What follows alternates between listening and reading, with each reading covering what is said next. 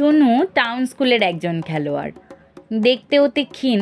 সে জার্সির মধ্যে মাথা ঢোকাতে ঢোকাতে জিজ্ঞাসা করল, সমরেশদা কোথায় গেছে?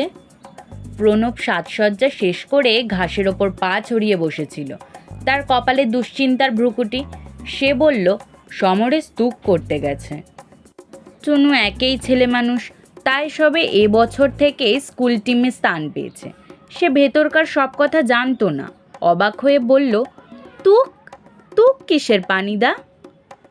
প্রণব বিরক্ত হয়ে বলল, জানিস না খেলার আগে কান না মরলে আমরা হেরে যাই? কার কান? গাধার কান। টুনু কিছুক্ষণ হাঁ করে চেয়ে থেকে বলল, যা, তুমি ঠাট্টা করছো। ঠাট্টা? প্রণব চোখ পাকিয়ে বলল, তোর সঙ্গে আমি ঠাট্টা করব? বলে টুনুর কানের দিকে হাত বাড়ালে টুনু তাড়াতাড়ি কান সরিয়ে নিয়ে বলল, তবে কি সত্যি সমরেশদা গাধার কান মলতে গেছে?